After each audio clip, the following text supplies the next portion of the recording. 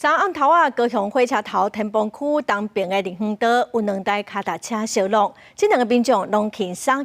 哦。也毋过现场所有民众反映讲，伫落街时，林园道佮车道拢向变矮，实在是真危险。早起公务单位嘛派人去勘查，会来研究讲看要安怎来改善。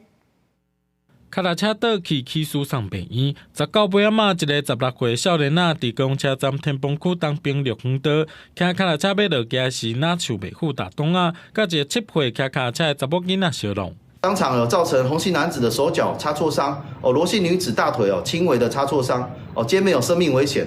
事故地点伫公车站天崩高雄荔枝区附近，荔枝区2边串联北面的绿园道，拜六礼拜定有人来这骑脚踏车散步。最近有民众反映设计不良，为落街角度看，行到北面的时出现白线道线结构，致使路的2边缩矮，搁有脚踏车会骑去人行道，造成行路的人危险。人行道入口也有90度转弯，民众若要刹轮椅，有影介食力。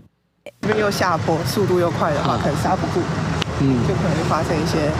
受伤或危险的事情。铁道局南港处表示，车站天棚中央有地下棚坎，紧急道线出口要闪过，才会角度缩矮。20早起经去会勘讨论改善方案。地下隧道的紧急逃生口